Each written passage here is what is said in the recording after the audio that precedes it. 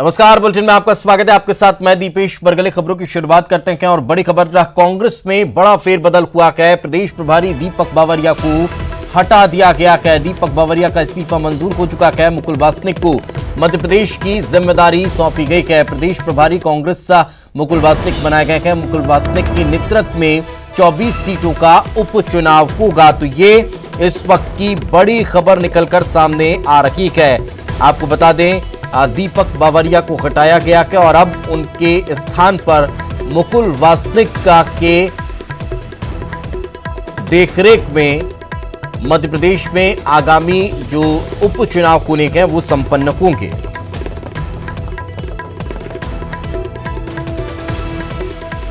तो इस वक्त की ये बड़ी खबर हम आपको बता रहे हैं। कांग्रेस में बड़ा फेरबदल हुआ है और इस बड़े फेरबदल को लेकर ये बड़ी खबर इस वक्त निकलकर सामने आ रही है। प्रदेश प्रभारी दीपक बावरिया को हटाया गया है और दीपक बावरिया के स्थान पर अब मुकुल वासनिक को प्रदेश की कमान सौंपी गई है। वे प्रदेश प्रभारी होंगे और उनकी जिम्मेदारी अब इन 24 सीटों पर चुनाव संपन्न कराना होगी, जीत दर्ज करवाना होगी।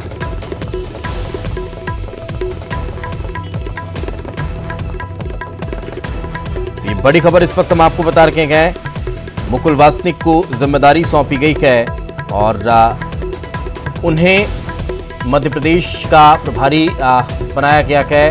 दीपक बावरिया के स्थान पर अब मुकुल वासनिक को प्रदेश का जिम्मा सौंपा गया है।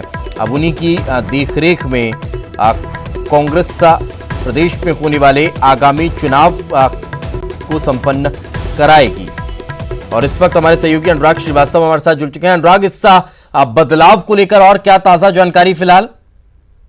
देखिए, ये एक बड़ा बदलाव प्रदेश कांग्रेस में किया गया है। इससे पहले दीपक बावरिया जो कि प्रदेश कांग्रेस के प्रभारी थे, उनके ऊपर इस बात की जिम्मेदारी थी कि वो प्रदेश में कांग्रेस के संगठन को बेहतर तरीके से काम करें। लेकिन लोकसभा चुनाव में कांग्रेस की हार के बाद उन्होंने अपना इस्तीफा दे दिया था, लेकिन 1.25 साल गुजरने के बाद भी उनका इस्तीफा मंजूर नहीं किया गया था और अब जाके कांग्रेस पार्टी ने उनका इस्तीफा मंजूर कर लिया और मुकुल वासनिक को ये जिम्मेदारी सौंपी गई है कि वो प्रदेश प्रभारी की कमान संभालेंगे। यानी कि अब प्रदेश में जो 24 विधानसभा सीटों पर उपचुनाव होना है, वहां पर कमलनाथ और मुकुल वासनिक की जोड़ी रणनीति बनाने का काम करेगी और मुकुल वासनिक की नियुक्ति को इसी तौर पर देखा जा रहा है कि जो 24 विधानसभा सीटों पर उपचुनाव होना है उसमें कांग्रेस पार्टी जीत हासिल करे और इसी लाइन पर पार्टी काम भी कर रही है और पार्टी की कोशिश इसी बात को लेकर है कि दोबारा सत्ता में उसकी वापसी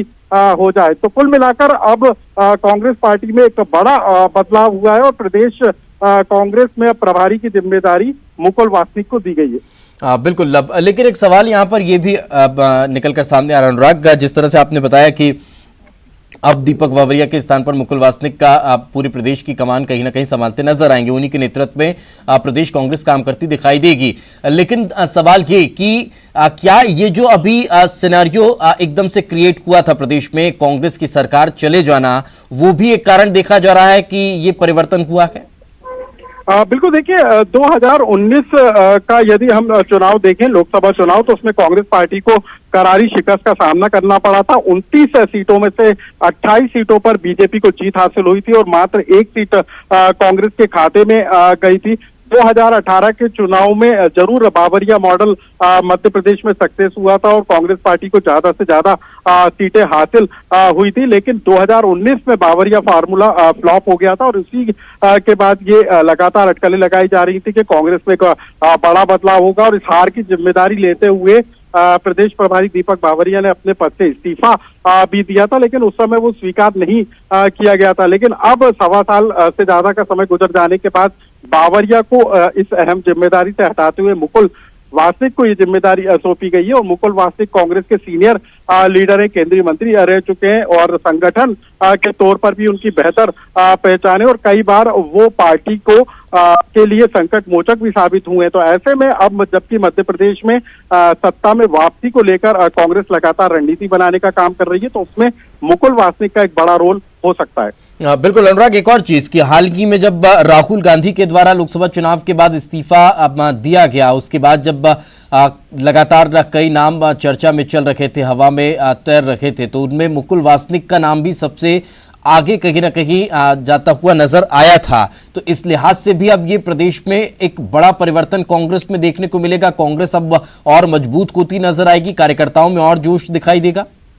बिल्कुल, देखिए अभी जब कमलनाथ सरकार पर खतरा मंडराया था तब यही हालात बने थे कि भोपाल से लेकर दिल्ली तक किसी तरीके का तालमेल बैठता हुआ नजर नहीं आ रहा था और दीपक बावरिया पूरी फिल्म से नदारत नजर आए थे। ऐसे में अब दिल्ली से लेकर भोपाल तक इस बात को लेकर संगठन तौर पर मजबूत बनाया जाएगा, प्लानिंग की जाएगी कि किस तरीके से प्रत्याशियों का चयन किया जाना और किस तरीके से चुनाव की रणनीति को तय किया जाना, इसमें एक अहम रोल होगा। और जिस तरीके से आपने जिक्र किया कि पार्टी अध्यक्ष के लिए भी मुकुल वासनिक का नाम तेजी के साथ आगे बढ़ा था, तो यानी कि वो पार्टी के अंदर सर्वमान्य नेता के तौर पर पहचाने जाते हैं। सोनिया गांधी की बात हो या फिर राहुल गांधी से उनकी नजदीकियां ज्यादा हैं। तो ऐसे में अब दिल्ली से लेकर भोपाल तक जो सत्ता जो संगठन के बीच जो तालमेल बनाना है, उस तालमेल को बनाने में कहीं ना कहीं पार्टी सफल जरूर होगी। हालांकि किस तरीके के हालात बनेंगे वो अभी आने वाले दिनों में पता चलेगा, लेकिन ये एक बड़ा फैसला कांग्रेस पार्टी की तरफ से जरूर माना जा सकता है। बिल्कुल। अब कांग्रेस की तरफ से क्या इसको लेकर किसी तरह की प्रतिक्रिया निकलकर सामने आई है? क्योंकि जिस तरह से कांग्रेस में भी लगातार ये चर्चाएं चल रही थी कि एक तालमेल बैठाने में कहीं कोई कमी नजर आ रही है, चाहे वो केंद्र और प्रदेश के बीच को या फिर कार्यकर्ताओं और सरकार के बीच की भी बात हमने कई बार सार्वजनिक होते हुए देखी थी कि किस तरह से कमी उस दौर में देखने को मिली थी। अब वो पूरी होती दिखाई देगी और क्या मुकुल वासनिक का प्रदेश आने का भी कोई कार्यक्रम अभी निकलकर सामने आ पाया?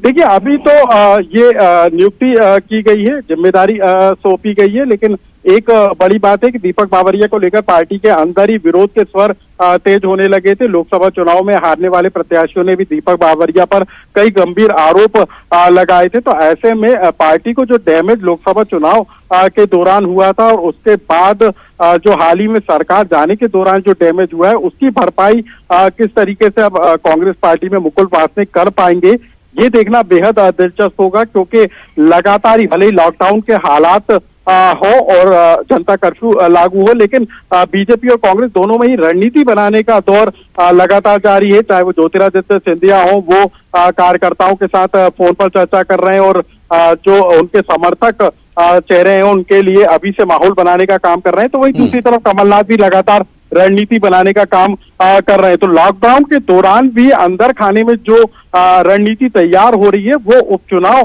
को लेकर ही है, क्योंकि ये उपचुनाव तय करेंगे कि मध्य प्रदेश में बीजेपी की सरकार सत्ता पर काबिज रहती है या फिर दोबारा कांग्रेस की वापसी होती है। तमाम जो बातें हैं वो इन उपचुनाव पर निर्धारित करेगा। तो ऐसे में ही दोनों ही सियासी दल इस रणनीति में जरूर जुटे हुए हैं, लेकिन अब जिस तरीके से कांग्रेस ने बड़ा बदलाव किया है उसका असर कार्यकर्ताओं में कितना होता है, कितना उत्साह मुकुल वासनिक पार्टी कार्यकर्ताओं में भर पाते हैं, ये देखने वाली बात होगी। क्योंकि सत्ता जाने के बाद कांग्रेस कहीं ना कहीं हाशिए पर जाती हुई जरूर नजर आई है। तो बड़ी जिम्मेदारी मुकुल वासनिक के ऊपर होगी कि वो किस तरीके से कार्यकर्ताओं में उत्साह भर सके और किस तरीके से चुनाव में जीत की रणनीति का फार्मूला वो तैयार कर सके। बिल्कुल अनुराग, अब एक सवाल ये भी खड़ा होता है कि जैसे कि हमने पहले चर्चा की कि मुकुल वासनिक का वो नाम के और हाल ही में जब वो चर्चा में आए थे, जब राष्ट्रीय अध्यक्ष को लेकर उनका नाम बहुत ज्यादा आगे चल रहा था, लेकिन उन्हीं में से एक नाम ज्योतिरादित्य सिंधिया का भी था। तो क्या अब ये माना जा रहा है कि ज्योतिरादित्य सिंधिया के पार्टी छोड़ने के बाद जो डैमेज हुआ है उसको कंट्रोल करने के लिए मुकुल वासनिक ऐसा चेहरा था जिनको जिम्मेदारी देना बहुत ज्यादा महत्वपूर्ण हो गया था? क्या अब मुकुल वासनिक ज्योतिरादित्य सिंधिया की जो कमी है प्रदेश में कार्यकर्ताओं के लिहाज से भी वो पूरी करते नजर आएंगे? बिल्कुल, देखिए अभी तक कांग्रेस पार्टी में युवा चेहरे के तौर पर ज्योतिरादित्य सिंधिया की अपनी अलग पहचान थी और युवाओं के बीच उनका क्रेज भी बेहद ज्यादा था। तो ऐसे में कांग्रेस पार्टी में यदि अभी की हम बात करें तो कमलनाथ और दिग्विजय सिंह अब पार्टी के बड़े चेहरे बनकर मध्य प्रदेश में रह गए, लेकिन वो बुजुर्ग नेताओं की श्रेणी में आते हैं। तो ऐसे में मुकुल वासनिक के ऊपर एक ये बड़ी जिम्मेदारी होगी कि वो सिंधिया के पार्टी से जाने के बाद उसकी भरपाई किस तरीके से करते हैं, ग्वालियर चंबल में किस तरीके से पार्टी कार्यकर्ताओं में उत्साह बढ़ पाते हैं। और जो रिक्त स्थान हुआ है कांग्रेस पार्टी में एक बड़े नेता का, उसकी भरपाई मुकुल वासनिक के चेहरे के तौर पर कितनी हो पाती है, ये देखने वाली बात जरूर होगी। बिल्कुल। अब चलिए साथ में रखें अनुराग, एक बार फिर से हम हमारे दर्शकों को ये पूरी जानकारी दे देते हैं। ये बड़ा अपडेट आज मध्य प्रदेश कांग्रेस में देखने को मिला है और मुकुल वासनिक को प्रदेश का जिम्मा सौंपा गया है। अब वो प्रदेश प्रभारी होंगे, कांग्रेस प्रदेश प्रभारी के तौर पर। अब नया चेहरा मुकुल वासनिक का प्रदेश में नजर आने वाला है। और इस वक्त सीनियर एडिटर प्रवीण दुबे हमारे साथ जुड़ चुके हैं। प्रवीण जी, इस परिवर्तन को कैसे देखा जाए? क्या ये माना जाए कि जो एक कमी कार्यकर्ताओं को खल रखी थी वो अब फुलफिल होती दिखाई देगी कांग्रेस में? दीपक बावरिया जिस दिन से यहाँ पर इंचार्ज जनरल सेक्रेटरी बने थे, उसके बाद से जो मौजूदा प्रदेश की कांग्रेस की टीम है उसके साथ संतुलन बिल्कुल भी नहीं बैठा पाए। ना उनकी कमलनाथ से बहुत अच्छी बनती थी, ना दिग्विजय सिंह से बनती थी, और उस वक्त ज्योतिरादित्य सिंधिया थे उनसे भी उनकी बहुत अच्छी नहीं बनती थी। दीपक बावरिया अपनी कोई छाप भी नहीं छोड़ पाए और इसके अलावा कोई नतीजे भी उन्होंने नहीं दिए। उनके रहने में जो भी बाई इलेक्शन हुए वो भी हारे, जो स्टेट के इलेक्शन हुए वो भी हारे विधानसभा के, और लोकसभा तो हारे ही। तो जाहिर सी बात है, ना उनका परफॉर्मेंस बहुत अच्छा था, ना ही वो एक टीम बना पाए। ज्यादातर वक्त वो अपनी कुंठा को सार्वजनिक करते रहे, मीडिया के सामने वो कहते रहे मेरी चलती नहीं है, मेरी सुनी नहीं जाती। तो इन सब को मसले को लेकर मुझे लगता है कि ये बदलाव किया गया है, क्योंकि वो उनका होना और नहीं होना अभी तक किसी तरह का कोई रिफ्लेक्शन कांग्रेस के अंदर दे नहीं रहा था, और मुझे लगता है कि इसी वजह से ये फेरबदल किया गया है। जी बिल्कुल। चूंकि समय का अभाव है, बहुत बहुत शुक्रिया हमारे साथ चर्चा में जुड़ने के लिए। और हमारे सहयोगी अनुराग भी हमारे साथ थे। अनुराग, ब्रेक के बाद एक बार फिर आपका स्वागत है और चलिए सीधे दिल्ली लिए चलते हैं। स्वास्थ्य मंत्रालय की प्रेस कॉन्फ्रेंस इस वक्त चल रही है। और इंस्टीट्यूशनल डिलीवरी जैसी क्रिटिकल सर्विसेज को देने में किसी कारणवश है की वजह से या लैक ऑफ अंडरस्टैंडिंग की वजह से कभी कभी संकोच कर रहे हैं। वह अपने इस डर से अपने हॉस्पिटल और क्लिनिक्स को भी बंद कर रखे हुए हैं।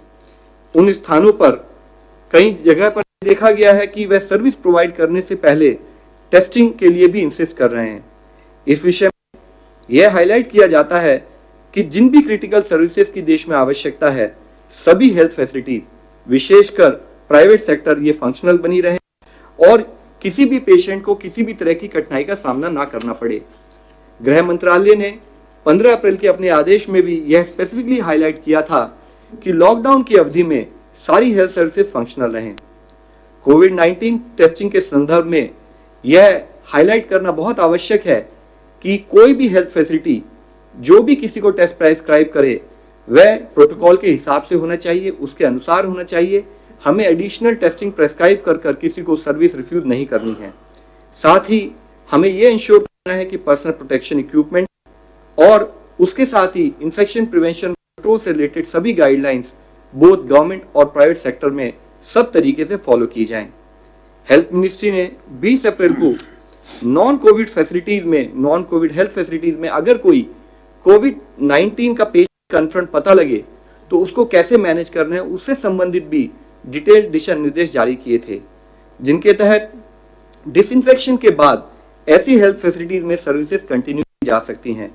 इन गाइडलाइंस को ट्रू लेटर और स्पिरिट में इंप्लीमेंट करना बहुत जरूरी है ताकि हमारी हेल्थ फैसिलिटीज प्रोलॉन्ग समय के लिए बंद ना रहें। और साथ ही प्रोफाइलैक्सिस के रूप में हाइड्रोक्सिल क्लोरोक्विन का इस्तेमाल किया जाए, जिसके संबंधित डिटेल्ड एडवाइजरी भी ऑलरेडी जारी की जा चुकी है। और साथ ही हाइड्रोक्सिल क्लोरोक्विन की सफिशिएंट अवेलेबिलिटी भी फील्ड पर इंश्योर की गई है। सभी लोगों से रिक्वेस्ट है कि हर तरीके से सर्विस सुचारू रूप से चलती रहे। हमारी हेल्पलाइन भी, जहां पर भी अगर कोई डिनायल ऑफ सर्विस रिलेटेड कोई कंप्लेन या कोई इशू रेज होता है तो वह भी स्टेट गवर्नमेंट के कोऑर्डिनेशन से करते हुए इसको सॉल्व करें, इसको सॉर्ट आउट करें और किसी को भी इसेंशियल क्रिटिकल सर्विसेज के लिए इनकार ना किया जाए। धन्यवाद। पहला ऑनलाइन क्वेश्चन हेल्थ मिनिस्ट्री के लिए है। Rapid antibody test kits are being sold in the market at a higher price for private use. What steps the ministry can take so that it does not happen that the people are selling at a higher price? Sir, rapid diagnostic test के विषय में हम कई बार इससे पहले discuss कर चुके हैं। इनका बड़ा लिमिटेड रोल है in terms of epidemiological understanding और सर्विलेंस, और इसके तहत ही ICMR इसको पूरा कोऑर्डिनेट कर रही है। स्टेट गवर्नमेंट के साथ कोऑर्डिनेट करते हुए इसको वह गाइड कर रही है कि कैसे रैपिड डायग्नोस्टिक किट्स अगर यूज की जाए तो किस तरीके से यूज किए जाएं।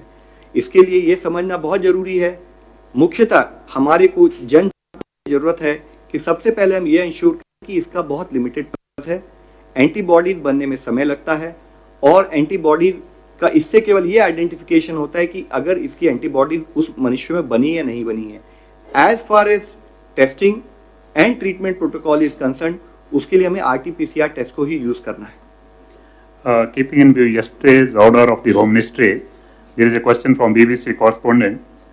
Getting stranded migrant laborers from far off places, it is not possible to transport them by buses. Many state governments have asked for running of the special trains. Is the Government of India or the Home Ministry considering to consider this proposal? अभी तो आदेश जो आपके साथ मैंने share किया है वो buses का यूज करने का है। Kamal from India Today.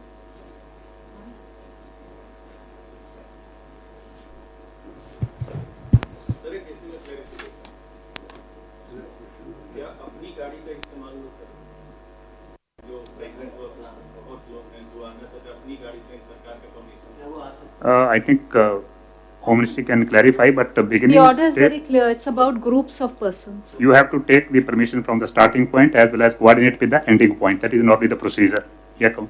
Sir, US has talked about remdesivir. You want to know how positive are you about this particular treatment? And is there something about the copyright or something to do with this certain? Ma'am, we don't have a concept. और चलिए इसी के साथ इस सब bulletin में फिलहाल इतना ही। खबरें लगातार जारी हैं।